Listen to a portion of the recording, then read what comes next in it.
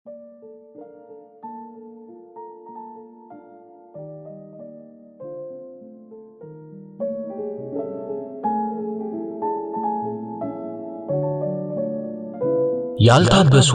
እንባዎች። ደራሲ አሰፋ በቀለ ገብረ ጊዮርጊስ። ተራኪ የሲል አብ። ያልታበሱ እንባዎች ክፍል 9።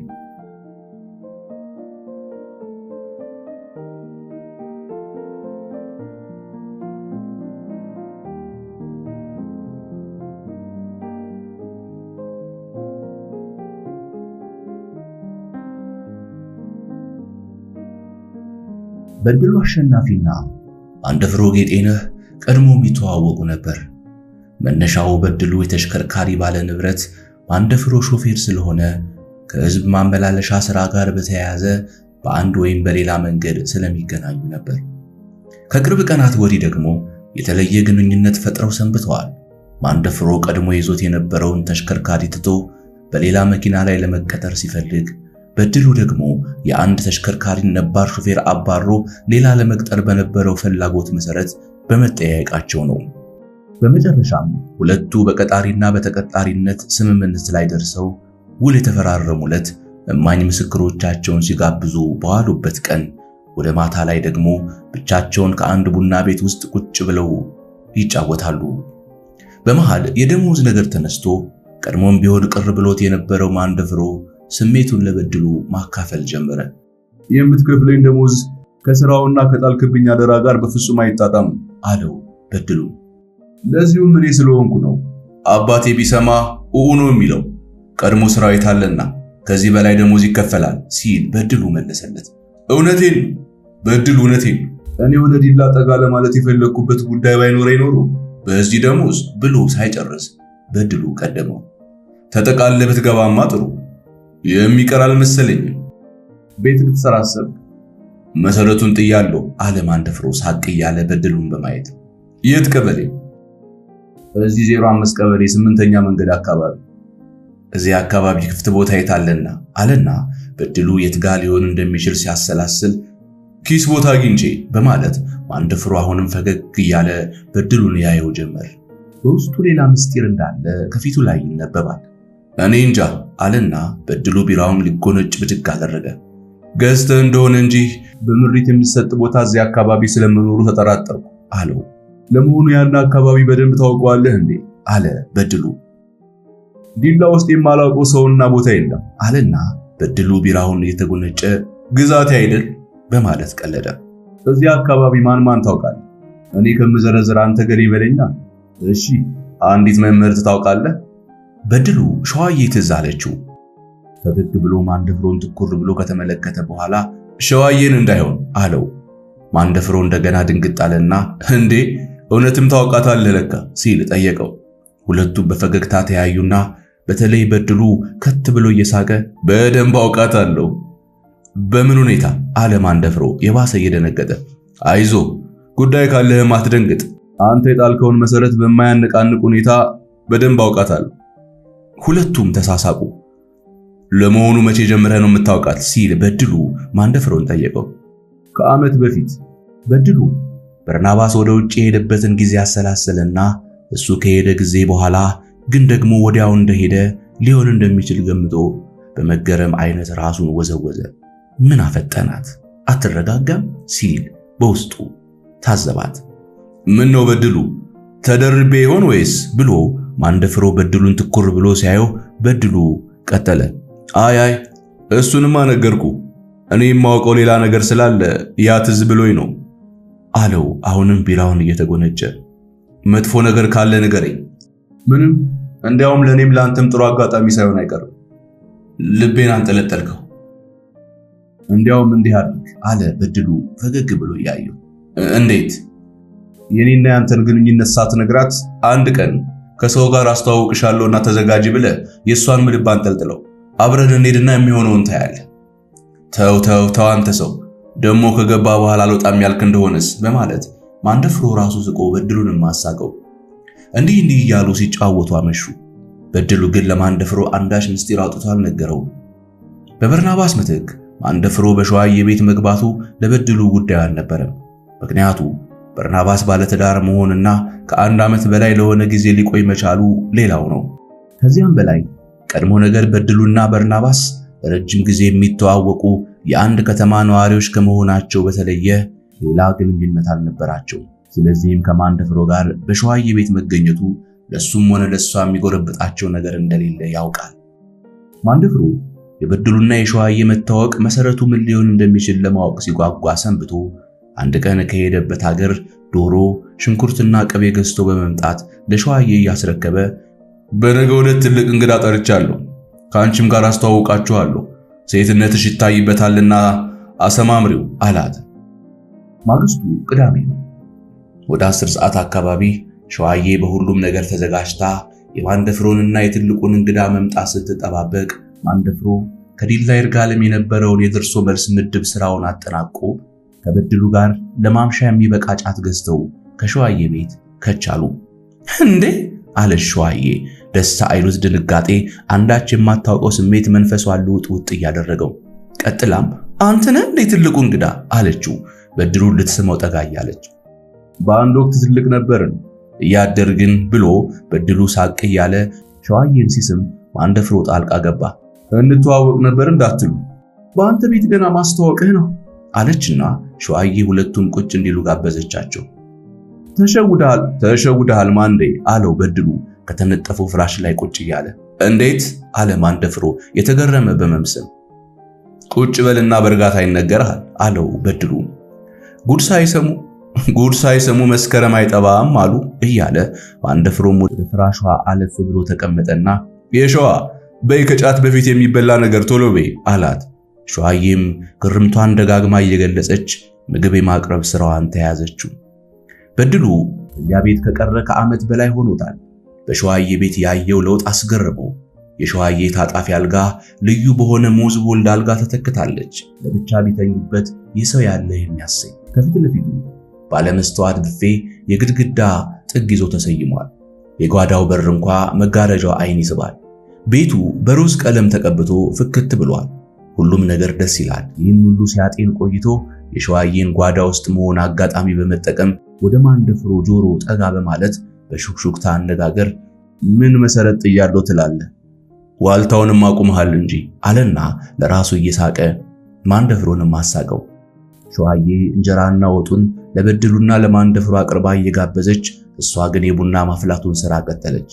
ግን ከነሱ ይበልጥ እሷ ነበረች የምትበላው።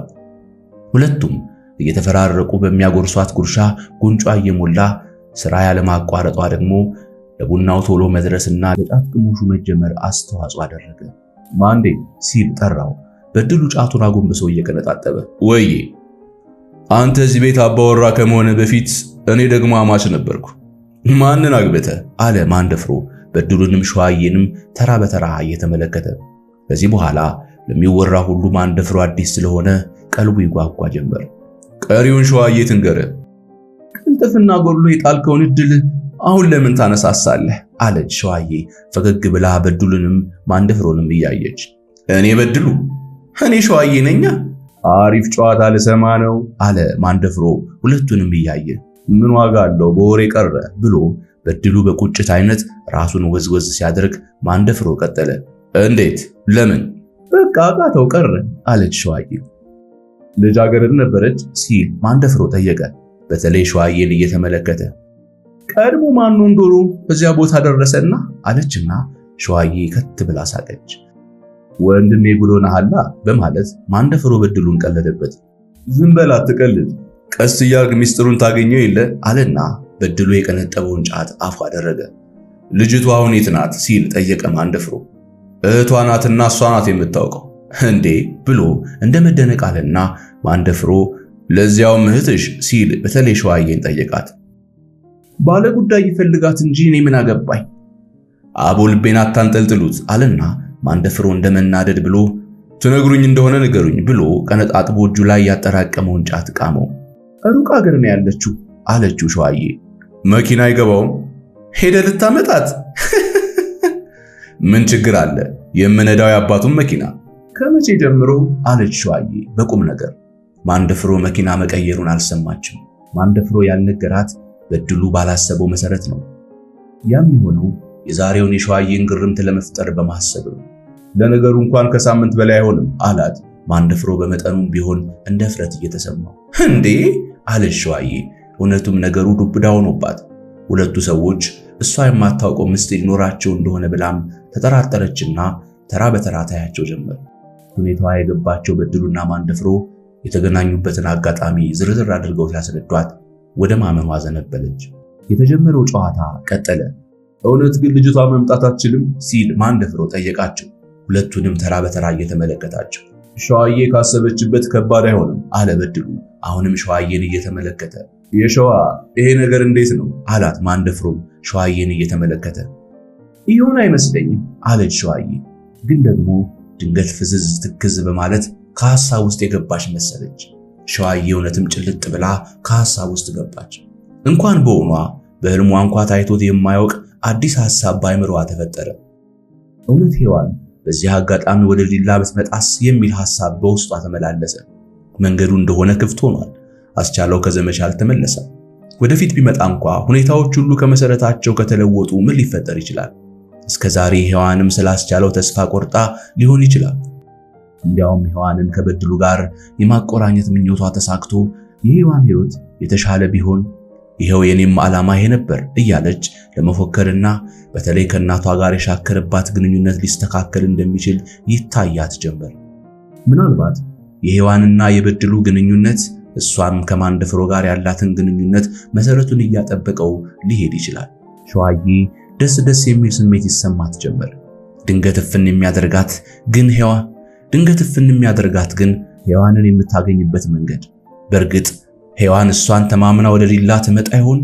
እናቷስ እሷን አምነው ሔዋን ከክብረ መንግስት መጣ ዘንድ ይፈቅዱ ይሆን? አሳሳቢና አስጨናቂ ጉዳይ። አንድ ነገር በይ እንጂ ሸዋ ምን ነው ዝም አልሽ? ሲል ማንደፍሮ ከሐሳቧ ቀሰቀሳት። እስቲ እየዋልን እያደርን አለች።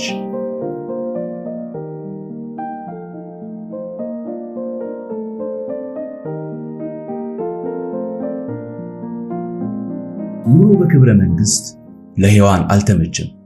በእናት በአባቷ ቤት ደባል ሆናለች። ተወልዳ ባደገችበት ሀገር ባይተዋር ሆናለች። ዙሪያን ብዙ ሰው እያለ ብቸኛ ሆናለች። በሐሳብና በጭንቀት ብዛት ራሷን ረስታለች። ብትበላ ብትጠጣ ሆዷ አይጠግብ እንደሆነ እንጂ መንፈሷ ግን ረሃብተኛ ሆኗል። ባህሪዋም ተለውጧል። ደስተኛ የነበረች ሔዋን ብስጩ ሆናለች። ፍልቅልቋ ሔዋን አኩራፊ ሆናለች። ታዛዥና ትሁት የነበረች ሔዋን ነጭናጫ ሆናለች። ተጫዋቿ ሔዋን በትካዜ ተውጣ በጭንቀት ተወርሳለች። ጤንነቷም ተጓደለ። ዘወትር ልቤን ማለት አበዛች። ከመቆም ይልቅ መቀመጥን፣ ከመቀመጥም መተኛትን አዘወተረች። የምግብ ፍላጎት አጣች። ከምትበላው ምግብ ይልቅ የምትጠጣው ውሃ ያምራት ጀመር። ከቶም ባትባል ደስታዋ ሆነ። የግድ ብትበላም ብዙ አይስማማትም። እሷ ተቸግራ ቤተሰቦቿንም አስቸገረች። የህመሟ ጉዳይ በቤተሰቦቿ በተለይ በአባትና እናቷ ዘንድ ሌላ ስጋት ፈጠረ። ያ የልጅነት ህመሟ ሊነሳባት ነው እያሉ ይጨነቁ ጀመር። ስጋታቸው መነሻ አለው። ሔዋን በህፃንነቷ እስከ 2 ዓመቷ ድረስ ፍፍት ድንቡሽቡሽ ያለችና ፍልቅልቅ ነበረች። ከዚያ በኋላ ግን ምንነቱ ባልታወቀ በሽታ ሁለመናዋ ተለዋወጠ። ሰውነቷ እየከሳ ቆዳዋ እስከ መሸብሸብና እየጠቆረች መልኳ እስከ መቀየር ደረሰ። በእግሯ መሄድ ከጀመረች በኋላ ወደ መዳህ ቀጥሎም ቁጭ ብላ ቀረች። ለቅሶ የማታውቀው ሔዋን መብሰክሰክ አብዝታ አልቃሻ ሆነች። ወላጅ አባትና እናቷ ትሞትብናለች እያሉም መስጋት ጀመሩ። የእሷን ሕይወት ለማትረፍ ያልተደረገ ጥረት አልነበረም።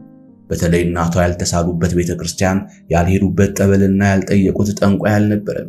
በዘመናዊ ሕክምናም እንዲሁ። የሔዋን ጤንነት ግን አንዳች መሻሻል ሳያሳይ ድፍን 6 ዓመት ሞላት። እናቷ ሲፈጩም ሲጋግሩም ሲያነፍሱም ሆነ ሲቀቅሉ ገበያ ሲሄዱም እንኳን ልጃቸውን አቅፈው ወይ አዝለው መንከራተት ግድ ሆነባቸው። የሔዋን እናት በዚህ ሁኔታ በመልፋት ላይ ሳሉ አንድ ቀን ያልታሰበ ሁኔታ ገጠማቸው። ቤታቸው ከክብረ መንግስት ሰሜን ምስራቅ አቅጣጫ ከከተማ ወጣ ብሎ በሚገኝ ገጠራማ ስፍራ ስለሆነ የሱቅ ዕቃ ሊገዙ ሔዋንን ታቅፈው ወደ ከተማ ሄዱ። ከአንድ ሱቅ ደርሰው የግዢ ወረፋ ሲጠብቁ ሔዋንን በሱቁ ባንኮኒ ላይ ያስቀመጧል። ሔዋን ምንም እንኳ በህመም ምክንያት ሰውነቷ ቢጥመለመልም ነፍስ እያወቀችና አፏን እየፈታች በመሄዷ በሱቁ መደርደሪያ ላይ የሚታዩ የሸቀጥ አይነቶችን ለእናቷ እየጠቆመች ያ ምንድነውማ? ያስ ያኛውስ እያለች ትጠይቃቸዋለች። እሳቸውም ያወቁትን ያህል ያስረዷታል። በሱቁ ውስጥ ዕቃ ሊገዙ የገቡ አንዲት ዕድሜያቸው ወደ 60 የሚጠጋ ሴት አዛውንት ሔዋንንና እናቷን የሚመላለሱትን እያዳመጡ በተለይ ሔዋንን አየት ያደርጓት ኖሯል። ጤነኛ እንዳልሆነች ከሁኔታዋ እየተረዱ ከንፈራቸውን እየመጠጡ ሲያዝኑላት ቆይተው የገዙትን ዕቃ በመቀነታቸው ላይ ከቆጣጠሩ በኋላ ይህች ልጅ ስንት ዓመቷ ነው የኔ እህት ሲሉ የሔዋንን እናት ጠየቋቸው። እድሜዋ እንኳ 6 ዓመት ሞላት። ጤና የላትም የኔ እናት፣ በጣም ተቸግሬያለሁ። ከ2 ዓመቷ ጀምሮ ሕይወት እንገላታብኛለች። ይሄው 4 ዓመት ሙሉ እሷን አዝዬ እኖራለሁ እኔን አሉና ሴትየዋ ቤቶ የት ነው ሲሉ ጠየቋቸው። የሔዋን እናት በምልክት ሲነግሯቸው እስቲ አንድ ቀን ብቅ ብዬ ጠይቀውታለሁ፣ ምናልባት መድኃኒት ያገኘሁላት እንደሆነ አሏቸው። ሆኖ ነው የኔ እናት ብለው የሔዋን እናት ፍንድቅድቅ እያሉ አገሩ የት ነው ሲሉ ጠየቋቸው። ቅርብ ነው፣ ተሲያት ላይ ብነሳ እርሶ ቤት መድረስ እችላለሁ። አደራ የኔ እናት፣ እንደው አደራ በማለት የሔዋን እናት ሴትየዋን አጥብቀው ተማጸኗቸው። አላህ ከፈቀደ ሳምንት እመጣለሁ። እሺ የኔ እናት እጠብቅዎታለሁ። አዛውንቷ ሴት ቀጠሯቸውን አክብረው ከሔዋን ወላጆች ቤት መጡና የባህል ሕክምናቸውን ጀመሩ። ሔዋንን አካላቷን እንድትታጠብ ካደረጉ በኋላ ራሳቸው ታቅፈው ቅባት መሰል በሆነ ነገር መላ አካላቷን እየቀቡ ያሿት ጀመር። ያን ሲጨርሱ ሌላ መድኃኒት በማር እየበጠበጡ ያጠጧታል። እምቢ ስትላቸው የግድ ይግቷታል። በዚህ አይነት ለ7 ቀናት ራሳቸው ካከሟት በኋላ በሚቀጥሉት 7 ቀናትም እናቷ እንዲያደርጉላት መክረዋቸው ወደ ሀገራቸው ተመለሱ። የሔዋንም እናት በተመከሩት መሰረት ትዕዛዙን ፈጸሙ። ዘመናዊ የሕክምና ጠበብቶች እንዴት ሆኖ ምኑ ከምን ተገናኝቶ ለምን አይነት በሽታ ምን አይነት መድኃኒት አወሳሰዱስ መጠኑስ ወዘተ እያሉ አመክንያቸውን እንደ ስጋ እየዘለዘሉ ሊጠያየቁ ይችሉ ይሆናል።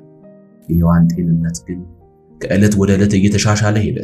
የተሸበሸበ ቆዳዋ ወጠር፣ ፊቷ ፈካ እያለ ከመምጣቱም በላይ መዳህ ጀመረች። ሕክምና በተደረገላት በሁለተኛው ወር ቆማ መሄድ ቻለች። 3 ወር ሲሞላት ሙሉ ጤነኛ ሆነች። የሔዋን እናትና አባት የተሰማቸው ደስታ ወሰን አልነበረውም። ሔዋን እንደገና እንደተፈጠረች ቆጠሯት። እየተመላለሱ የሚጠይቋትን ሐኪሟን ሴት የሚያደርጉላቸውን አጡ። ሰጥቷቸው አልረካሉ፣ አመስግኗቸው አልጠግባሉ። ሁሉም ነገር ሳያረካቸው ቢቀር ቅድስት የነበረውን የሔዋንን ስም ሐዋ ብለው በአዛውንቷ ስም ቀየሩት። ነገር ግን በዘር ማንዘራቸው ክርስቲያን ስለሆኑ ከዚያው ሳይርቁ ሔዋን በሚል ተኩት። እነሆ ቋሚ ስሟ ሔዋን ሆኖ ቀረ። ታዲያ ዛሬ ልቤን እያለች ስትሰቃይባቸው፣ ድካም እየተሰማት ድፍት ብላ ስትልባቸው፣ ምግብ በአግባቡ መመገብ አቅቷት ሲያዩ ፍዝዝ ትክዝ ስትል እየተመለከቱ እጅጉን ይሰጉ ጀመር። ወደ እመት ሐዋ አይሮጡ ነገር እመት ሐዋ መሞታቸውን ከሰሙ ቆይተዋል። ወደ ዘመናዊ ሐኪም ቤት ወስደው ሲያስመረምሯት ሐኪሞቹ የልብ ችግር እንዳለባት አረጋገጡ። ክኒን ብቻ ሰጥተው የራሷ ሐኪም ራሷ ናት፣ ሐሳብና ጭንቀት ካለባት ያንን ትታ መንፈሷን ማረጋጋት፣ እረፍት ማድረግ ይኖርባታል አሏቸው። ይህ ደግሞ በሔዋን በኩል የሚሞከር አልሆነም። ከሐሳብ ከትካዜና ከጭንቀት ማን ጎትቶ ያውጣት? ከህመሟ በተጨማሪ ያለባትን የውስጥ ችግር የሚያውቁላት እናቷ ግን ተስፋ አልቆረጡም። ሔዋንን የማረጋጋት ጥረታቸውን ቀጠሉ። መጀመሪያ ፍላጎቷን አጠኑ። ሔዋን ቤት ውስጥ ከሆነች መጠጥ ታዘውትራለች። ያንንም አጠኑ። አቀማመጧ ይመቻት ዘንድ የዚያችን ዛፍ ዙሪያ በአፈር ደለደሉ። በፀሐይ ጊዜ አደር ሔዋን ስክሪፕቶና ወረቀት መያዝ ጀመረች። ብዙ ጊዜ ስትጽፍ ያዩዋታል። ግን ደግሞ ስትጽፍ የዋለችውን ማታ ትቀደዋለች። በምትጽፍበት ጊዜ የሚያዩባት ሁኔታ ያሳዝናቸዋል። ሰማይ ታያለች፣ እንደገና ፍዝዝ ብላ መሬት። አንዳንዴ ብቻዋን የምታወራ ይመስል ከንፈሮቿ ሲነቃነቁ፣ ሌላ ጊዜም አይኗ በእንባ ሲሞላ ያሉ። የሔዋን እናት ይህን ሁሉ ሲከታተሉ ከቆዩ በኋላ በምትጽፈው ወረቀት ላይ ስሜቷን የሚያገኙት እየመሰላቸው ይጓጉ ጀመር። ያስቸገራቸው ግን ስትጽፍ የዋለችውን ነገር ማታ መቅደዷ ነው። እንዴት አድርገው አግኝተው ሊያስነብቡት እንደሚችሉ ሲጨንቃቸው ቆይቶ ከመዋል ከማደር አንድ ብልሃት ታያቸው። ቢሳካም ባይሳካም ብለው ሊሞክሩት አሰቡ። ሙከራቸውን ሊያደርጉ ባሰቡበት ዕለት ወትሮ እንደሚያደርጉት ሁሉ ከቀትር በኋላ እዚያው ሔዋን በምትቀመጥበት ዛፍ ስር የቡና ማፍላት ስራቸውን ጀመሩ። የዕለቱ ዋና ዓላማቸው ግን የሔዋንን ስሜት በዘዴ ለመመርመርና የምትጽፈውን ወረቀት አቀማመጥ ልብ ብለው መመልከት ስለነበር በተለይ የወረቀቱን ጉዳይ በአይናቸው ሰረቅ እያደረጉ ሲከታተሉ ቆዩ። በኋላም ቡናው ፈልቶ እየጠጡ ባሉበት ሰዓት እሙዬ ሲሉ ጠሯት። አቤትማ አለቻቸው። ሔዋን አይናቸውን እያየች ምንድነው የምትጥፊው? ምንምማ ዝም ብዬ ነው አለቻቸውና ሔዋን ስክሪፕቶና ወረቀቱን በማስደገፊያ ደብተሯ ውስጥ ከተት አድርጋ ከአጠገቧ መሬት ላይ አስቀመጠችው። እናቷ የደነገጠች መሰላቸውና ጣፊ የኔ ልጅ የተማርሹም እንዳይጠፋብሽ ጣፊ አሏት እንደ ማባበል አይነት። መጽሐፍ የተማሩትን ያስታውሳል ብለሽ ነውማ? ቢሆንም መጣፍ ይሻላል ጣፊ። ሔዋን ግን ወዲያው ሐሳብ ውስጥ ገባች። አይኗ ሰማይ ላይ ተተከለ። ልቧ ከአድማስ ተሻግሮ ሄደ። አጠገቧ ያሉትን እናቷን ረሳቻቸው። በሆዷ እያወራች ከንፈሮቿ የሚነቃነቁ ጀመር። እሙዬ ሲሉ እናቷ አሁንም ከሐሳቧ ቀሰቀሷት። አቤትማ ሐኪሙ የነገረሽን ረሳሽው? ብዙ ማሰብና መጨነቅ እኮ ይህችን ልብሽን ታባብስብሻለሽ ብሎሽ ነበር። እኔም ስታስቢ ሳይሽ እሰጋለሁ። ታዲያ አንዴ እንኳን ቀልብሽን ሰብሰብ አድርገሽ ሐሳብሽን መርሳት ብትሞክሪ ምን አለበት የኔ ልጅ አሏት በሐዘን አስተያየት እየተመለከቷት። አይዞሽማ አትጨነቂ፣ ብዙም አላስብ አልጨነቅም አለቻቸው አንገቷን ወደ መሬት ደፋ አድርጋ። እሙዬ ሁኔታሽንማ እያየሁት አይደለ? መጨነቄማ ምን ይቀራል ብለሽ የኔ ልጅ አሏት በትካዜ አነጋገር። ተይማ እንደዚያማ ከሆነ እኔም የባሰ ጨነቅብሻለሁ። ባይሆን እኔም ማሰቤን እተዋለሁ፣ አንቺም አትጨነቂብኝ አለቻቸው አይናቸውን እያየች። እባክሽ እሙዬ እባክሽ እንደው ባጠባውሽ ጡቶቼ ገዝቼሻለሁ። ይህን ሐሳብና ትካዜ የሚባል ነገር እርግፍ አድርገሽ ተይልኝ የኔ ልጅ እባክሽ አሏት አይናቸውን ባስኪያቀር ድረስ ጭንቅ ያላቸው። ተይማ በጡትሽማ አትገዝጂ። ጡትሽ እኮ ለኔ ያንቺነትሽ መገለጫ ነው፣ የኔነቴ መሰረትም ነው። ጡትሽ እኮ ስጋና ደሜ ነው። ለዚያውም አስተዳደጌን እንደነገርሽኝ ለዛን ያህል ዓመት የጠባሁት። ስለዚህማ ግዝትሽን አውርጅልኝ። ድንገት ተሳስቼ ሐሳብ ውስጥ የገባው እንደሆነ ግዝት መተላለፌ ሲሰማኝ ይበልጥ እጨነቃለሁ። እማ አሁኑኑ ግዝትሽን አውርጅልኝ እባክሽን እናት ስትል እጆቿን እያርገበገበች ተማጸነቻቸው። እሺ የኔ ልጅ አውርጃለሁ አሏት እንባቸው ከዓይናቸው ላይ እየወረደ። እወድሻለሁማ አለችና ሔዋንም እንባዋን ከዓይኗ ላይ ተጠራርግ ጀመር። ለአፍታ ያህል በመካከላቸው ጸጥታ ሰፈነ። ግን እሙዬ ሲሉ እንደገና ጠሯት። አቤትማ እንደው ለዚያ ልጅ ደብዳቤ ጽፈሽለት ታውቂያለሽ ሲሉ ጠየቋት። ወደ ዛሬው ዋና ጉዳያቸው ጠጋ ለማለፍ ፈልገው ለማላስቻለው የት ብዬማ አድራሻውን ባቅማ ኖሮ ደብዳቤ ከመጻፍ ይልቅ ብላ ንግግሯን ቆም ስታደርግ እናቷ ቀጠሉ። አዎ የኔ ልጅ ሐሳብሽ ገብቶኛል። እንኳን አንቺ እኔ ራሴ ብርር ብዬ ሄጄ የሆነውን ነገር ጠይቀው ነበር። ግን ምን ዋጋ አለው? የሄደበት ሀገር አጉላጉል ሆነ። ምን ማድረግ እችላለሁ የኔ ልጅ አሏት በሐሳብ ከጎኗ መሆናቸውን ለማረጋገጥ። ኤርትራ ትሄጂ ነበርማ? ለምን አልሄድም ሙዬ? ለምን አልለፋ? ለምን አልንከራተት? እኔ እኮ ነገሩ ሁሉ ገብቶኛል። ሁሉን ነገር በእነኛ ወርቆች አይን አይደል እንዲያየሁት አሉ ታፈሱን በልሁንና መርዕድን በማስታወስ ቀጠሉና ያየሁት የልጁ ፎቶግራፍስ ቢሆን በቀላሉ የሚረሳ ሆኖ ነው። ባልወልደውም ልጄ ይመስለኛል። እንደ ወለላ የረጋ መሆኑን አውቄዋለሁ አሏትና እንባቸውን ከዓይናቸው ላይ ጥርግ አደረጉት። በዚህ ጊዜ ሔዋን ያሸዋዬ ለአባትና ለእናቷ የጻፈችባት ደብዳቤ ትዝ አላት። በዚያ ምክንያት በእሷም ሆነ ባስቻለው ላይ አድሮ የነበረው ስጋት ታወሳትና ወይኔ አለች በሆዷ። ምን ነው ይሄኔ እናቴን ሐሳብ አውቀው ቢሆን አስቹ አለች። ያኔ እንዲያ እየተጨነቅኩ ሳስጨንቅህ፣ እንዲያ እያለቀስኩ ሳስለቅስህ፣ ያን ያህል ስለኔ ስትጨነቅና ስትጠብብ ኖረህ፣ ዛሬ እናቴ ለአንተ ያላትን እምነትና ግምት አውቀው ቢሆን ኖሮ ምንኛ ደስ ባለኝ ነበር። የቆሰለ መንፈስ እንዴት በሻረልህ ነበር። ግን ምን ዋጋ አለው? ያ ሁሉ ሲሆን ቆየና የዛሬው ዕድልህ እንዲሆነው ቀራስቹ። የኔ ሆድ ምን ላድርግ? የኔ ፍቅር እንዴት ልሆንልህ? በማለት ውስጧን ስታስብና ስትብሰለሰል ቆየችና ድንገት ለቅሶ ፈንቅሏት ስቅስቅ ብላ ተንሰፈሰፈች። አንቺ ሙዬ አሉና እናቷ ድንግጥ ብለው ከመቀመጫቸው በመነሳት ወደሷ ሮጡ። እማተይኝ አለች ሔዋን ፊቷን በጭኖቿ ላይ ደፍታ አድርጋ እየተንሰቀሰቀች። እባክሽ ሙዬ እባክሽ የኔ ልጅ እባክሽ ኧረ እንደው እባክሽ በማለት አንገቷን እቅፍ አድርገው እሳቸውም እያለቀሱ ይለምኗት ጀመር።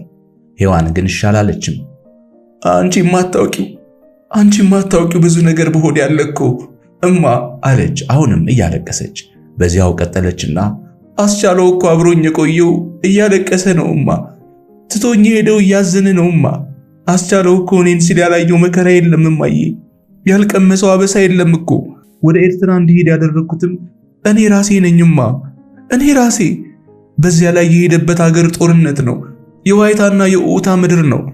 አስቻለው እኮ የሚታየኝ በዚህ ሁሉ የሰው ልጅ አበሳና መከራ ውስጥ ሆኖ ነው።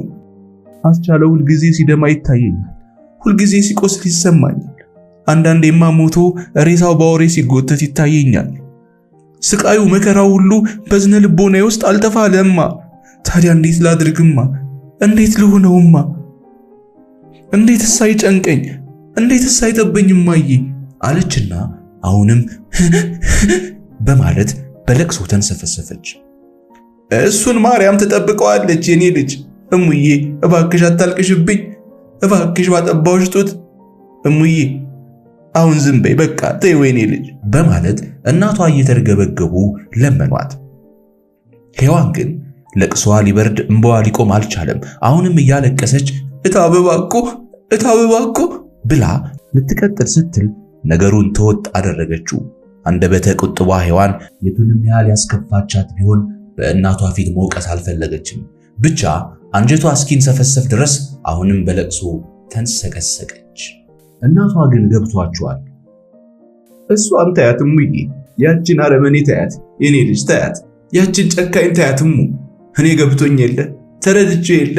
እባክሽ የኔ ልጅ ማልቀሱ አይጠቅምም፣ እባክሽ ዝም በይልኝ ሲሉ ተማጸኗት። እሳቸውም እያለቀሱ እሺማ ዝም እላለሁ ቁጭ በይ አለቻቸው። ድምጿ በሲቃ እየተቆራረጠና በእንባ የራሰ ፊቷን እየጠራረገች የሔዋን እናት እያለቀሱ አጠገቧ ቁጭ አሉና አይኗን ያዩት ጀመር። ከትንሽ ቆይታ በኋላ ሔዋን በረድ እያለች መጣች። ላፍታ ያህል ጸጥታ ሰፈነ። ግን ደግሞ ሔዋን ሐሳብ ውስጥ ገባች። ያን የሰሜን ኢትዮጵያ ክፍል በሐሳብ ተዳስሰው ጀመር።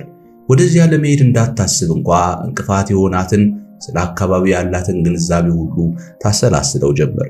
አዎ ያ ሰሜን ኢትዮጵያ የጥንት ስልጣኔ መነሻ፣ የውጭ ወራሪዎች መግቢያና መውጫ፣ በየዘመናቱ አንገታቸውን ብቅ እያረጉ ሲሰልሉት የኖረና ያወደሙም ቢሆን የወደሙበት የዘመናት የጦር አውድማ፣ ያ ሰሜን ኢትዮጵያ የውጭ ወራሪዎች በፈጠሩት መዘዝ ወንድም ከወንድሙ እየተጋጨ አንተምተው የሚል ጠፍቶ የእርስ በእርስ መጨራረሻ ሆኖ የቀረው የደም መሬት፣ ያ ሰሜን ኢትዮጵያ ወንድ ልጇን ያላስገበራት ኢትዮጵያዊ እናት የለችምና የወላድ እርግማን የደረሰበት ይመስል ቦምብና መትረየስ እየለበለበው የደጋ በረሃ ሊሆን የተቃረበ ምድር፣ ያ ሰሜን ኢትዮጵያ ደም እንደ ውሃ እየወረደበት አጥንት እየተከሰከሰበት የሰው ልጅ አስከሬን ባውሬ እየተጎተተበት የዋይታና ኡታ ጩኸት እያደነቆረው ራሱም ሲያለቅስ የሚኖር ያልታደለ ቦታ፣ ገና የወደፊት ዕጣ ፈንታው እንኳን በውል ያልታወቀ የሀገር ክፋይ። ታዲያ በሔዋን አቅም እንዴት ይደፈር? ከቶ በየት አድርጋ እንዴት ብላ ያስቻለውን ዱካ ለማነፍነፍ ትሂድ? ዙሪያው በሳት የታጠረ ሲኦል ገና ስታስበው ወላፈሩ ይገርፋታል። ገና ትዝ ሲላት ነበልባሉ ያቃጥላታል። አስቻለውን በዚህ የመከራ ቦታ ላይ በሐሳብ ስታየው ትጨነቃለች፣ ትጠበባለች። እንባዋ ብቻ ሲረግፍ ይኖራል። ከቀኑ 10 ሰዓት እያለፈ ነው። ቡናው ሊያከትም ትንሽ ሲቀረው ሔዋንም ስትጽፍ የቆየችውን ወረቀት ጥፍ አድርጋ በማስደገፊያ ደብተር ውስጥ ከተተች። እናቷም ልብ ብለው ተመለከቷትና ብድግ ብለው ወደ ቤት አመሩ። የሔዋን ታናሽ ወንድም የሆነው አስራት ተስፋዬ መደብ ላይ ቁጭ ብሎ ሲያጠና አገኙትና አስራቴ ሲሉ በሹክሹክታ አይነጠሩት። አቤት አላቸው። አስራት ቀና ብሎ እየተመለከታቸው። ወደ 16 ዓመት የሚጠጋው ጠየም ያለ ለግላጋ ወጣት ነው። እስቲ ወዴን አሞኛል ብለህ መደቡ ላይ ተኛ አሉት። ለምን አላቸው አስራት ደንገጥ እያለ። እየው አሉና ወደ ጆሮ ጠጋ በማለት እሙዬን ራሴ ላሞኛል መድኃኒት ግዢልኝ ብዬ ወደ ከተማ ልልካት ነው። እሷ ከሄደች በኋላ የምነግርህ ነገር አለኝ፣ ቶሎ በልተኛ አሉት እያቻኮሉ። ምንድነው እሱ አላቸው አስራት አይኑን አይናቸው ላይ ትክል አድርጎ። በኋላ ነግርህ የለም አሁን ተኛ አሉትና ወደ ጓዳ ገባ ብለው ጋቢ አምጥተው ሰጡት። በል ቶሎ በል ካሉ በኋላ አሁንም ወደ ጆሮ ጠጋ በማለት እሙዬ ምን ሆንክ አለች፣ ድንገት ቁርጠት ተነሳብኝ ብለህ ቅርስልስ እያልክ ንገራት አሉት ጣደፍ ጣደፍ እያሉ። አስራት ግራ እየገባው ጋቢውን ለብሶ ቁጭ ብሎበት በነበረ መደብ ላይ ጥቅልል ብሎ ተኛ። በጆሮ ግን የእናቱን እንቅስቃሴ በጥንቃቄ ያዳምጣል። የሔዋን እናት የአስራትን አስተኛኘት ካረጋገጡ በኋላ ወደ ጓሮ ዞሩ። ልክ እንደታመሙ ሁሉ ሰውነታቸው ድክምክም፣ አይናቸው ቅዝዝ፣ ፊታቸውንም ጭምድድ አድርገው ከሔዋን አጠገብ ደረሱና በቀስታ እየተቀመጡ እንዴት ይሻለኛል እሙዬ፣ ስላለቀስኩበት ነው መሰለኝ ይሄ ራስ የተነሳና ይፈልጠኝ ጀመር። ያንን ክኒና የምትሉትን ነገር ግዛልኝ ልለ ወደ ቤት ብገባ አስራቴ ደግሞ ወዴን አመመኝ ብሎ ተኝቶ አገኘሁት አሉና ረዲያ በማለት ብስጭትና ምሬታቸውን ለመግለጽ ሞከሩ። አመመሽማ አለቻቸው ሔዋን ሁኔታቸውን ሰለል እያደረገች። ብታይ ጦሩን ይዞ ይሸቀሽቀኛል አሏት ራሳቸውን በሁለት እጃቸው ይዘው ወደ መሬት በማጎንበስ። ምን አይነት ክኒን ይሆን ይሄ? አምብሮ ነው ምን እንትስ የምትሉት? አስፕሪን ይሆናል እኔ አላውቀው። አንዳንዴ ሲያመኝ ይሄው አስራቴ ነበር የሚገዛልኝ። እንግዲህ አባታችሁ እስከሚመጣ ልጠብቅና የሚያውቀው ተሆነ ይገዛልኛል አሏት በግማሽ ቀልባቸው ወደ ሔዋን ወረቀቶች አየት እያደረጉ። እኔ ገዛልሻለሁማ አለቻቸው ሔዋን። አይ ልጄ መንገዱ ይርቅሻል፣ የኛ ሰፈር ደግሞ ገጠር አይሉት ከተማ አጉል ነው። ከሱቅ እስቲ ደርሶ ድረስ ያለው መንገድ መሽቀላል ነውና ግድ የለምማ መግዣውን ስጪኝ አለቻቸው። ተበረታሽ ደግ የኔ ልጅ ብለው ከተቀመጡበት ተነሱና ነይ ከቤት እሰጥሻለሁ እያሉ ወደ ቤት አመሩ። አስራት ጥቅልል ብሎ እንደተኛ ነው። የእናቱንና የሔዋንን ወደ ቤት መግባት አውቆ የሚደረገውን ለመከታተል ጆሮውን አቆሞ ሳለ ሔዋን ተናገረችው። አመመህ እንዴ አስራቴ? እረ ቁርጠት ሊገለኝ ነው ታበባ አላት ገልበጥበጥ እያለ። የሔዋን እናት ፈጥነው ወደ ጓዳ ገብቷል። ቆይተን የመድኃኒት እንሰጥሃለን እስተዚያው ቻለው እያሉ ይዘው የመጡትን ገንዘብ ለሔዋን ሰጧት። ተቀብላቸው ከቤት ስትወጣ እስከ ውጪ ድረስ ሸኟት።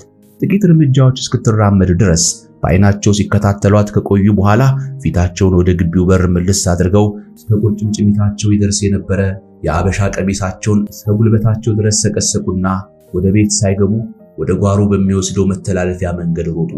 ከቦታው ሲደርሱ የሔዋንን የወረቀት አቀማመጥ ልብ ብለው ተመለከቱ። ወረቀቷን ሲመልሱ አቀማመጡ እንዳይጠፋባቸው ተጠነቀቁ። ከዚያም የጻፈችባትን ወረቀት ከማስደገፊያዋ ደብተር ውስጥ ቀስ ብለው መዘው አወጣትና አሁንም በሩጫ ወደ ቤት ገሰገሱ። እስቲ ተነሳ አስራቴ አሉት ቶሎ ቶሎ እየተነፈሱ። አስራት ከተሸፈነበት ገለጥ ብሎ ከፊት ለፊቱ የቆሙ እናቱንና በእጃቸው የያዟትን ወረቀት እየተመለከተ ምንድነው ሲል ጠየቃቸው። ቶሎ ተነስ እሙዬ የጣፈችው ወረቀት ነው፣ ሳትመጣብን አንብበውና ካስቀመጠችበት ቦታ ለመልስ አሉት በችኮላ አነጋገር።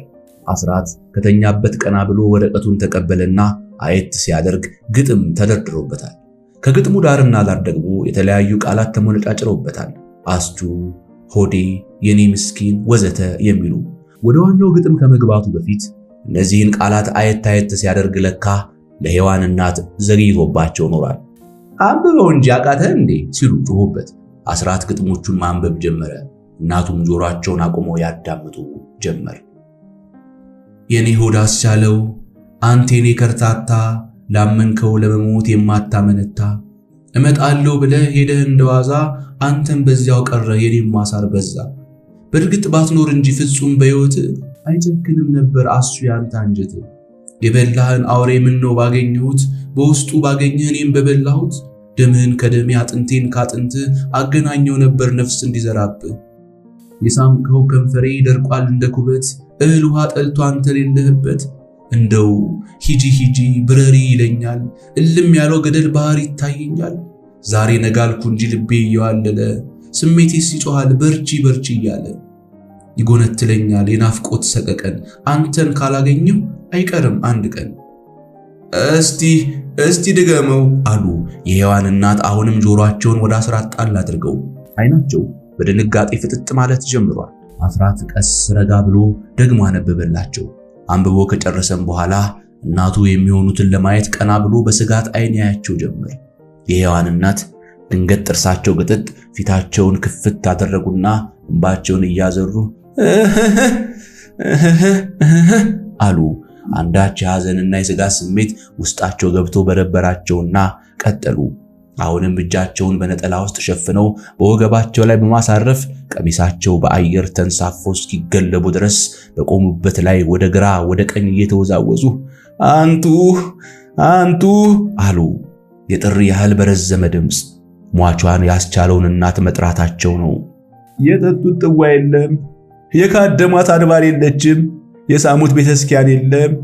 ኧረ አንድ በሉኝ፣ ኧረ በውቃቢው ድረሱልኝ፣ ኧረ ልጄን በላብኝ፣ ኧረ አስመነነብኝ፣ ኧረ ምን አባቴ ልሁነው እያሉ ዓይንና አፍንጫቸውን በነጠላቸው እየጠራረጉ ልክ ሞታ ቀብረዋት ሐዘናቸው ገና እንዳልወጣላቸው አይነት ወይኔ ልጄን እሙዬ ምን ላርግሽ፣ እንደው ምን ልሁንልሽ ልጄ አሉ በተከታታይ። ምን ነው እማዬ ምን ሆንሽ አላቸው አስራት ደንግጦ። በቃ እኮ እንግዲህ እኔም ልጄም በሕይወት አለች ብዬ ተስፋ አላደርግም። አንተም እህት አለችኝ ብለህ አታስብ። ልጄ ማምለጧ ነው። እሙዬ እንግዲህ ሰው አልሆነችም። በቃ ኧረ ምንም አትሆንም እማ። እስቲ ተወኝ ወዲያ አስራቴ። በቃ ቁርጡን ነገረችኝ እኮ። በቃ ተናዘዘች እኮ። እሙዬ ገደል መግባቷ ነው እኮ። እሙዬ ገደል መግባቷ ነው። እንጠብቃታለና። ጥበቃ የሷ ነገር እንግዲህ አበቃ። እኔም አብሬ ወደ ገደል ነው። እኔም ከሷ ጋር ወደ ባህር ነው። አስራት በድንጋጤ የሚሆነውን አጣ። እጆቹን ከእናቱ ትከሻ ላይ አውርዶ ወደ መሬት በማጎንበስ እንባውን ጠረግ ሲያደርግ እናቱን በቤቱ መሃል ወለል ላይ ቆመው እየየ ሲሉ ድንገት ከወደ ውጭ በር በኩል ድምጽ ሰሙ። የሔዋን እናት ያችን ወረቀት ከቦታዋ ሳይመልሷት ሔዋን የመጣች መስሏቸው በመደንገጥ ፈጥነው በበር በኩል አንገታቸው መዘዝ አድርገው ሲያዩ ባለቤታቸው አቶ ተስፋዬ ሆነው አገኟቸው። ከብቶቻቸውን መስክ ይዘው ውለው ወደ ግቢ እያስገቧቸው ነው። አንተ ተስፋዬ ሲሉ የሔዋን እናት ከቤት በር ላይ ሆነው ግቢ ውስጥ ገና እየገቡ ያሉትን ባለቤታቸውን ተጣሩ። ወይ አሏቸው አቶ ተስፋዬ ድንግጥ ብለው። ቶሎ ግባና ለልጅ መላ ተፈልግ እንደሆነ ፈልግ፣ አለበለዚያ እንግዲህ እንኳን እሷን እኔን አታገኘኝም። የት ልትሄዱ አሰባችሁ አሉ አቶ ተስፋዬ ግራ ገባ እያላቸው። በቃ የትም ሲያሻን ወደ ገደል አለያም ወደ ባህር፣ ቀልድ መስሎ እንዳትቀልድ አሉና የሔዋን እናት ፊታቸውን ወደ ቤት መልስ አደረጉ። የሔዋን አባት በሁኔታው ተደናግጠው ፈጠን ብለው ወደ ቤት በመግባት ዙሪያውን ባይናቸው ሲሰልሉ ሔዋንን አጧት። ሔዋን የት አለች ሲሉ ጠየቁ። የሔዋን እናት ሔዋን የትና እንዴት እንደሄደች ከገለጹላቸው በኋላ በችኮላ አነጋገር ቁጭ በልና ጉድህን ልንገርህ አሏቸው። የሔዋን አባት መደብ ላይ ቁጭ አሉና አፋቸውን ከፍተው ባለቤታቸው የሚነግሯቸውን ለመስማት በጉጉት ይጠብቁ ጀመር። የሔዋን እናት ግጥሙ ለአቶ ተስፋዬ እንዲነበብላቸው አደረጉ። ተነበበላቸው። እንዴት አሉና የሔዋን አባትም ንባቡ እንዲደገምላቸው ጠየቁ። ተደገመላቸው። ምን ይሻላል ትላለህ ታዲያ አሏቸው የሔዋን እናት። የሔዋን አባት ፍዝዝ አሉ። አሰቡና እንደው ባንቺ በኩል ምን ይታይሽ ይሆን ስንዴ? መላው የጠፋው ነገር ሆነ እኮ አሏቸው ጉንጫቸውን በመዳፋቸው ደግፈው ዘመም ብሎ በመቀመጥ። መላ አጣሁ፣ ግራ ገባኝ፣ የት ልግባው፣ ኧረ የት ልድረሰው አሉና የሔዋን እናት አሁንም ምርር ብለው አለቀሱ። የሔዋን አባት እንደ ባለቤታቸው ባያለቅሱም ነገር ግን ጭንቅ አላቸው። የልጃቸው ነገር አሳሰባቸው። ችግሩን ያውቁታል፣ ያው ያስቻለው ጉዳይ ነው። መነሻው ደግሞ የሆነውን ነገር ባለማወቋ ነው። ይህን ሁሉ ሲያስቡ ቆዩና ቀደም ሲል አልፎ አልፎ ይታያቸው የነበረውን መላ በእናቷ ፊት መተንፈስ ፈለጉና ስንዴ ሲሉ ጠሯቸው ባለቤታቸው። የሔዋን እናት ምድጃ አጠገብ ኩርምት ብሎ ተቀምጧል። ወይዬ ታሉን እንግዲህ መቼስ ቁርጥ አወቃት ደነግጥ ይባል የለ በአንድ ፊት ሞቷል ብለን እንንገራትና ብለው ሳይጨርሱ የሔዋን እናት ከተቀመጡበት ድንገት ብድግ እያሉ ሆይ እንዴት በል አበድክ እንዴ አንተ ሰው በማለት በአቶ ተስፋዬ ላይ ያፈጠጡ። ዛሬውኑ ብርር ብላ እንድትጠፋልህ ፈልገሃላ? ግራ ገብቶኝ እኮ ነው ስንዴ አሉ አቶ ተስፋዬ እንደማፈርም አሉና ጎንበስ ብለው ነጩ በዛ ያለ ገብስማ ጺማቸውን ጎተት ያደርጉ ጀመር። አንተን ግራ ስለገባህም ሙያብዳ ተረፍ እኔ እኮ ቁርጡን አውቃ ማረፏ ብለው ሳይጨርሱ የሔዋን እናት አሁንም አቋረጣቸው። ኧረ በወላላይቱ ይጅሃለሁ አንቺንም እኔንም ባይልልን ነው እንጂ እሷስ ቢሆን ይህን ያህል እየሆነች በሰው አፍ ልጃቸው ወንድ ወዳ ባንባል ብለው አቶ ተስፋዬ ሳይጨርሱ የሔዋን እናት አሁንም ጮሁባቸው። ኧረ በሚካኤል በምትጠጣው ጥዋ ምን አለ ልጅህን እንደባዳ ባታማት አሏቸው። ማማቴ እኮ አይደለም ስንዴ ሰው ያውቅልንም ብዬ ነው እንጂ እውነተኛውንማ አንቺ ነግረሽኝ የለም አሉና ለዘንጋቸው መሬቱን መታመት ያደርጉት ጀመር። አቶ ተስፋዬ ቀይ ናቸው። ፊታቸው አነስ ብሎ ከበብ ያለ የታችኛው ጺማቸው ረዘም ያለና ገብስማ ነው። አረንጓዴ ኮትና ሱሪ ለብሰዋል። ነጭ ጋቢ ደርበው ራሳቸው ላይ ነጭ ሻሽ ጠምጥመዋል። ጥቁር ኮንጎ ጫማ ያለ ካልሲ አድርገዋል። ጠንከር ያሉ የ60 ዓመት አዛውንት ይመስላሉ። የልቅስ የኔን ሐሳብ ስማኝ እስቲ ምን ከሆነማ ያንቺ ይበልጥ የለ አሉ የሔዋን አባት ጓጓያሉ። ለሸዋዬ ደብዳቤ እንጣፍ ምን ብለን እሙዬን መታት ውሰዳት። ያቺ ከይሲ ልቧ ይራራል ብለሽ ነው ወስዳት ሰላም ትሰጣታለሽ ብለሽ ገመትሽ አሏቸው የሔዋን አባት ቅር ያላቸው። ምን አስቤ መሰለ ምን አስበሽ ይሆን ሸዋዬ ለሙዬ ትመቻታለች ብዬ አይደለም ግን እሷን ሰበብ አድርጋ እነዚህ ወርቆች ናቸው ብዬ ከነገርኩ ልጆች ጋር ትቀላቀል ብዬ ነው። ተኛ እነሱ ይሻሏታል። እነሱን ስታገኝ ትጥናናለች። ሐሳብና ጭንቀቷ ከፈልልላት እንደሆነ ብዬ ነው። ከእቷ የበለጠ ባዳ ይታመናል ብለሽ ነው አሉ የሔዋን አባት ጺማቸውን ጎተት ያደረጉ ውጭ በማየት። እማዬ ያለችው ነገር ጥሩ ነው አባባ። ባይሆንት አበባ እዚህ ድረስ እንድትመጣ ይደረግና አስታርቃቸዋቸው ይዛት ትሄድ አለ አስራት ከስካሁኑ የአባትና የእናቱ ምክክር ይሄኛው የተሻለ መሆኑን በማመን። ተወነሱንና ደብዳቤውስ ቢጣፍ ማን ያደርሰዋል? እሷ እንደሆነች ሰው ገድላ ሄደች ይመስልህ እኛንም ተወችን ቀዩንም ጠላችሁ። ባይሆን ስልክ ቢመታላት ይሻል እንደሆነ እንጂ አሉ የሔዋን አባት አሁንም ውጭ እያዩ። እንኳን ስልኩ ወረቀቱን ሜልባ ያደርስ አባዬ ይልቅስ መሳፈሪያ ፈልጉልኝና እኔ ሄጄ ሁሉን ነገር ላስረዳትና ይዣል ልምጣ አለ አስራት አባትና እናቱን ተራ በተራ እየተመለከተ። እንዴት ታገኛታለህ አስራቴ አሉ የሔዋን እናት በዚያውም ሐሳቡን የደገፉት መሆኑን ለባለቤታቸው ለመግለጽ። ኤዲያ አለና አስራቴ እጁንም እያወናጨፈ እንኳን እኔ አንቺስ አግኝተሻት የለ አላቸው። በላይ ደግሞ ትምህርትም ይቋረጣል ብዬ ነው ልጄ። ቅዳሜና እሑድን አስደግፌ በሄድና ለአንድና ለሁለት ቀን ከትምህርት ቤት ብቀር ምን ያህል ይጎዳኛል። የአስራቴ ሐሳብ ጥሩ ነው ተስፋዬ። ባይሆን ተጨማሪ እንዲሆን የኔና ያንተም ቃል ይጣፍና ይዞላት ሄድ አሉ የሔዋን እናት። ይሁን ታላችሁ ይሁን በላይ ፈጣሪ አምላክ ብላቱን ያምጣልን መቼስ ምን ይደረጋል ብለው አቶ ተስፋዬ ከብቶቻቸውን ወደ በረት ሊያስገቡ ወደ ውጭ ወጣሉ። በዚህ ጊዜ የሔዋን እናት አንድ ነገር ትዛላቸውና በድንጋጤ ብድግ አሉ። አንተ አስራቴ ሲሉ ጠሩት እየተጣደፉ። አቤት የሙዬን ወረቀት አምጣ አደራህን። የተነካባት መስሏት ልጄ እንዳይከፋት ልክ እሷ አድርገው እንደነበር አድርገህ ጠፈው አሉት። አስራት ወረቀቷን ቀድሞ በታጠፈችበት ሁኔታ 4 ቦታ አጣጥፎ ሰጣቸውና ወደ ጓሮ ይዘው በመሄድ እንደነበር አድርገው አስቀመጡት።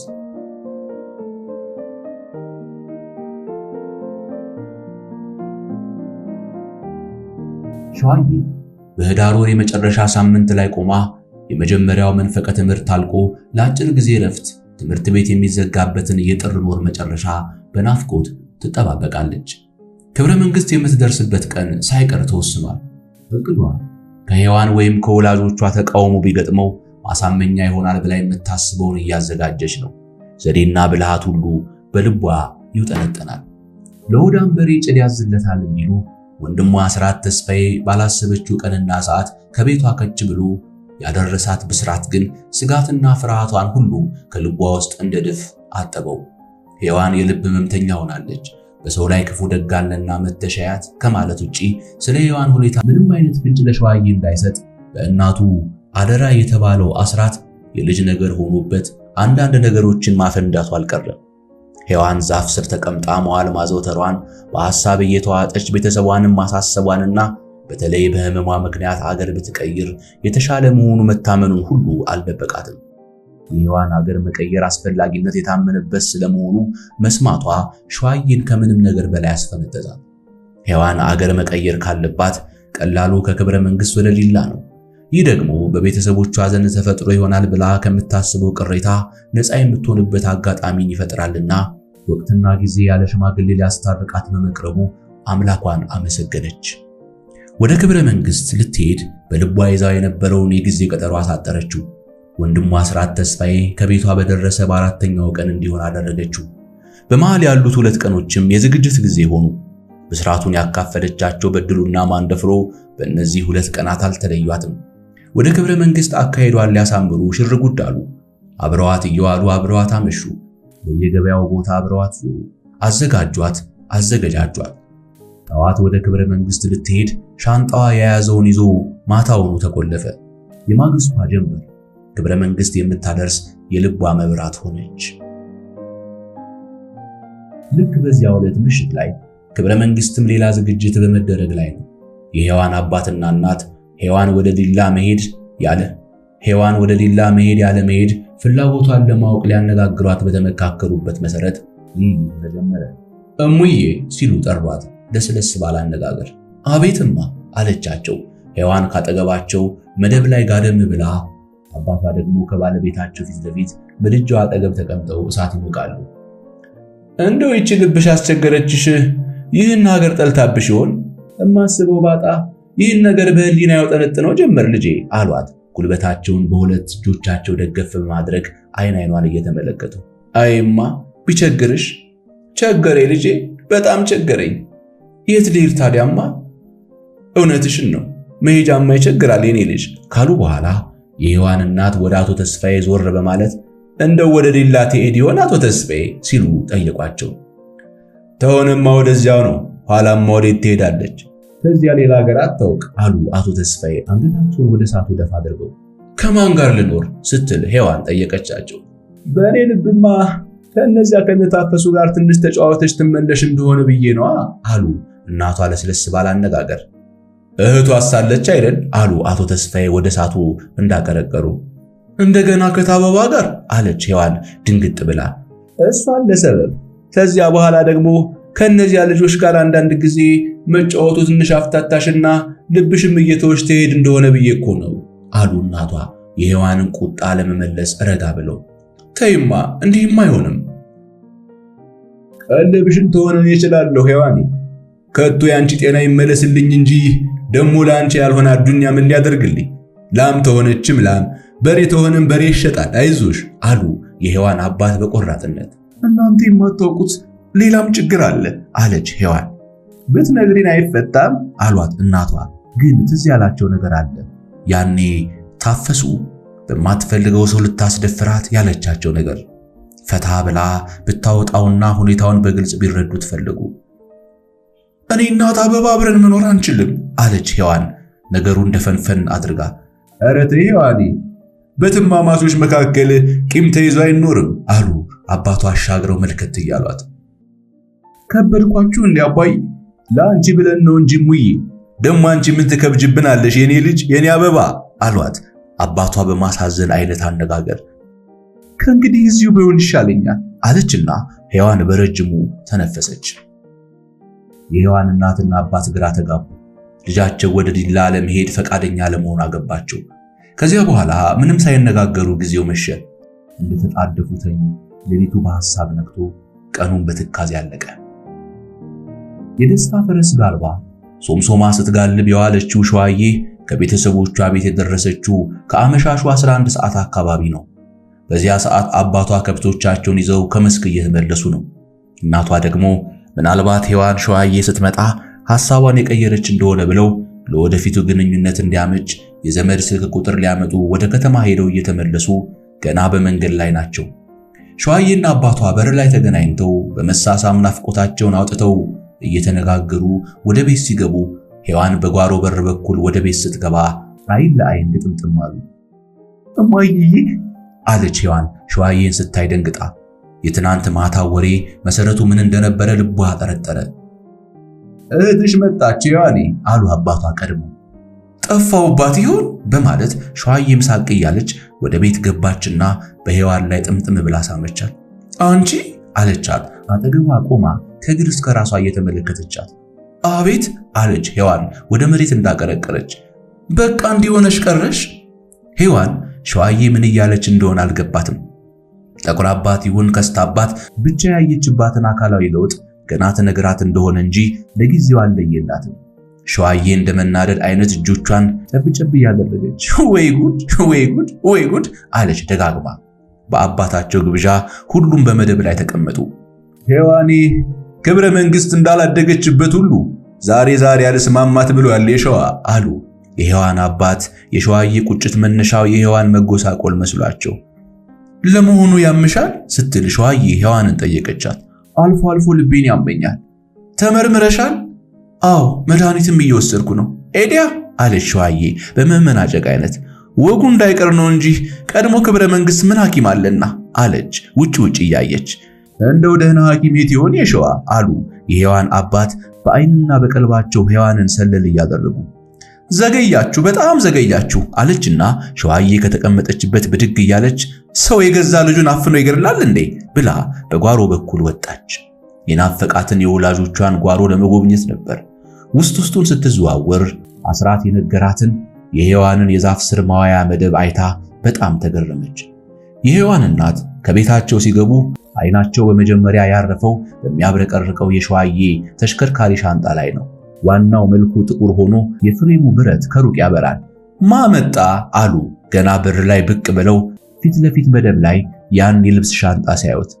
የሸዋ መጣች እኮ ስንዴ አሏቸው የሔዋን አባት እሳቸውም ያንኑ ሻንጣ እንደገና እየተመለከቱ። የሔዋን እናት ወደ ቤት ገባ ብለው በግራ በኩል አየት ሲያደርጉ አስራት ቁጭ ብሎ ፈገግ እያለ ያያቸዋል። ይዛት መጣ እንዴ አስራቴ አሉና ለአራት ቀናትም ቢሆን ተለይተውታልና ሊስሙት ጠጋሉ። የገናና የጥምቀት ልብስ አስገዛታለሁ ብለህ ሄደህ ራሷን ይዘምጥት እያሉ ይስሙት ጀመር። ይህ ዘዴ የአስራት ወደ ዲላ መሄጃ ሰበብ ተደርጎ ለሔዋን ሲነገር የሰነበተ ነበር። የታለች ታዲያ ሲሉ እንደገና ጠይቀው ገና መልስ ሳይሰጣቸው ራሷ ሸዋዬ በጓዳ በር ብቅ አለች። የማይቀረው የእናትና ልጅ የናፍቆት ስቦሽና ጥይቅ ተፈጸመ። የዋናው ጉዳይ ውይይት የተጀመረው ማታ አራት ተበልቶ አብቅቶ ቡና እየተፈላና ሸዋዬ በሻንጣ ውስጥ ያጨቀቻቸውን የስጦታ ልብሶች ለየተመደበላቸው ሰዎች ማደር ስትጀምር ነው። በመጀመሪያ ለአባትና እናቷ የገዛቻቸው ነጠላና ኩታ እንዲሁም በልክ ተሰፍቶ የሚለበስ ብትን ጨርቅ አደለቻቸው። ለሔዋን ደግሞ የተዘጋጁ ጉርድ ቀሚስና ማላበሻዎች እንዲሁም አረንጓዴ አይነት ስከርፍ ሰጠቻት። ማሰሪያውን ጨምሮ በወርቅማ ቀለም ቅብ የሚያብረቀርቅ የእጅ ሰዓት ከእጅ ቦርሳ ውስጥ አወጣችና በሔዋን ግራ እጅ ላይ ማሰር ጀመረች። በሁኔታው የተደነቁ እናቷ ታዲያ እኮ ለሙዬ ያደረግሽው በቂ ብቻ ነበር የሸዋ ለኛ ምን አሳሰበሽ አሉ ፈገግ ብለው ልጆቻቸውን ተራ በተራ እያዩ። ከሆነማ ቅድሚያ ለእናንተ ነው። ሄዩ ልጅ ስለሆነች ገና ብዙ ይደረግላታል። እናንተ ግን አሮጊትና ሽማግሌ ስለሆናችሁ ብላ ነገሯን ሳትጨርስ ከት ብላ ሳቀች። እናንተ ሲያምርባችሁ እኮ እኛ እንዋባለን አሉ አቶ ተስፋዬ በተራቸው። ኧረ እኔ በጣም ያሳሰበኝ የሄዩ የልብ ህመም ነው አለችና ሸዋዬ በተለይ ወደ እናቷ በማተኮር ለመሆኑ ታስባለች ትጨነቃለች ስትል ጠየቀቻቸው። ኧረ እሷቴ ደሞ እኔ እናቷ እያለሁ የምን ሐሳብ የምንስ ጭንቀት። ታዲያ እንዴት ጀመራት?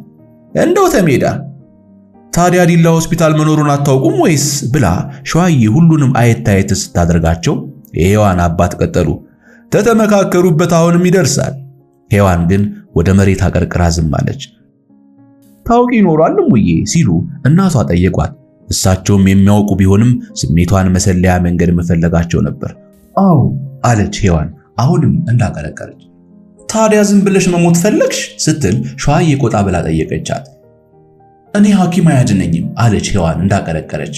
እናስ ጠንቋይ አለች ሸዋዬ በፌዛ አነጋገር። እስቲ ሙዬ ከእህትሽ ጋር ተመካከሩ፣ ረጋ ብላችሁ ምከሩ አሉ የሔዋን እናትና አባት ጭንቅ ጥብብ እያላቸው። ሔዋን አቀርቅራ ዝም ስትል ልባቸው ፈራ። ሔዋኔ ሲሉ ጠሯት አባቷ። አቤት አባ። የሸዋ የምትለውን ተቀብለሽ መሞከሩ ይሻላል። ታልሆነ የአባትና የእናትሽን መደብ የሚከለክልሽ የለም የኔ ልጅ። ይህን ነገር ችላ አትበይው። ምናልባት እንደከዚህ ቀደሙ የተወጣሽ የተገባሽ የምልሽ መስሎሽ እየሰጋሽ ይሆን አለችና ሸዋዬ አሁንም ቀጥላ ያኔ እኮ ተማሪ ስለሆንሽ እንዳትዘናጊ ነው።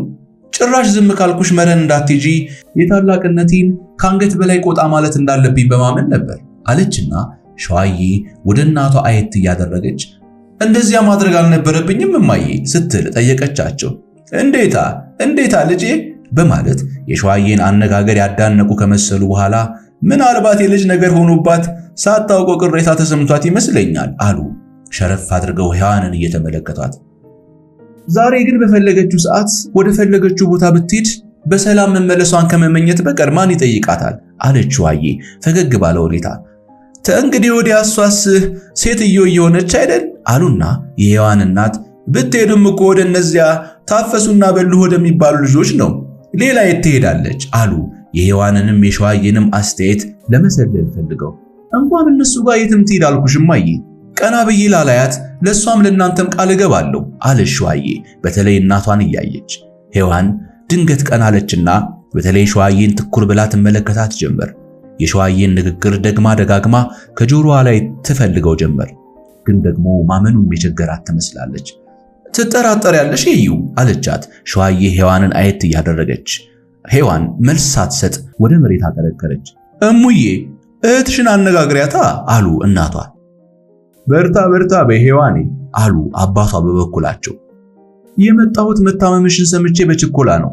ፈቃድ እንኳን ስላላገኘው ነገውኑ መለሳለሁና ቁርጡን ንገሪኝ አለች ሸዋዬ በሔዋን ላይ አተኩራ። በዚህ ጊዜ የሔዋን እናት ድንገት ብድግ አሉና ወደ ሸዋዬ ጠጋሉ። ጡታቸውን አወጡና በየሸዋ እሙዬ ዲላ ከሄደሽ በኋላ ከእነዚያ ልጆች ጋር መገናኘት ብትፈልግ ላትከለከያት በጠባሹ ጡቴ ቃል ግቢልኝ አሏት። ሸዋዬ የእናቷን ጡት በእጇ ነካ አድርጋ መልሳ እጇን እየሳመች ይኸው አለች። አሉ እናቷ የደስታ እንባ በዓይኖቻቸው እያቀረሩ።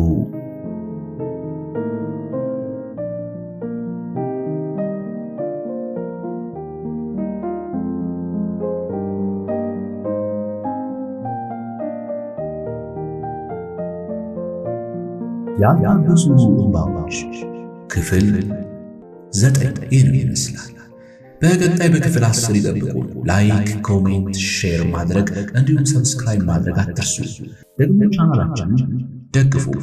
ለተሻለ የድምጽ ጥራትና ኳሊቲ የተለያዩ ማቴሪያሎች ያስፈልጋሉና የምትችሉ ሰዎች ሰፖርት እንድታደርጉ የስልክ ቁጥር አስቀምጬላችኋለሁ። በዛ ላይ በቴሌግራም ጻፉልኝ። ሰላም